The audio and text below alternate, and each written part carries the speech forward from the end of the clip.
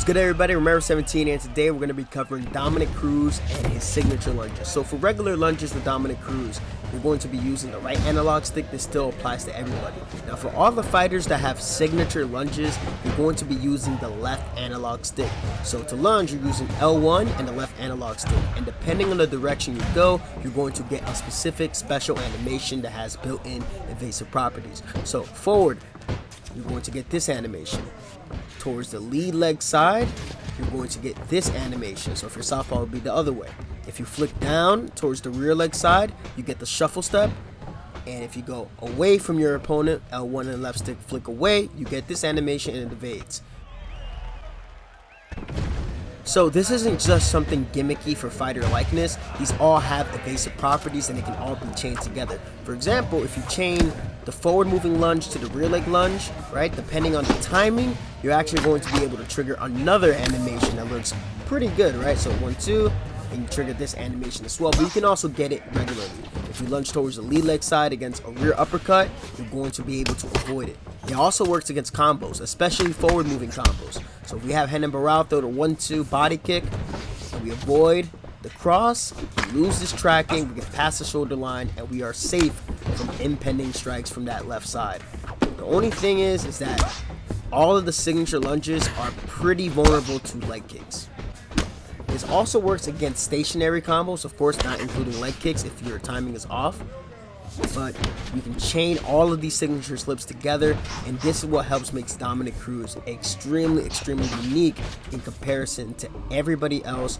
There has been some notable improvements with the evasive properties of Dominick Cruz, as this was a feature that was in UFC 3 and 4, but a couple things would land even if you were stationary.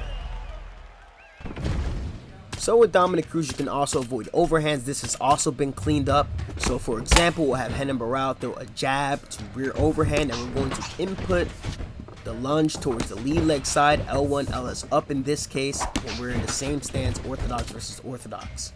And it would help us avoid that strike.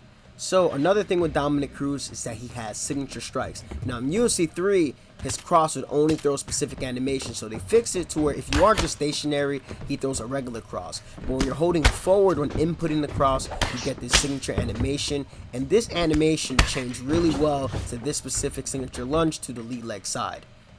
The other thing with Dominick Cruz is that when you forward signature lunge, you can chain this into the rear body hook. The other thing that makes this really good, you can use this to bait out uppercuts, bait out front kicks, bait out some straight punches, and use it to attack the body. And any combination that is in the boxing combo list off of a rear body hook, you can do. You can also strike off of the shuffle step, which is when you go L1, left analog stick, and lunge to the rear leg side. You time the strike as he switches his stance off of the shuffle step, and you can input a hook and you'll get the signature hook. You can chain it into 2 hooks if you input it quick enough. And the other thing that you can do with Dominick Cruz off of the shuffle step, you can also input a leg kick. In UFC 4, when they added the calf kick, and this is a new animation here, it didn't really work as well, but now you can just trigger this animation.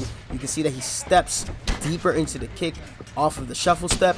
And another really cheeky tactic that works really well with Dominick Cruz, you can disguise the head kick off of the shuffle step, and you can have a really threatening mix-up with Dominick Cruz.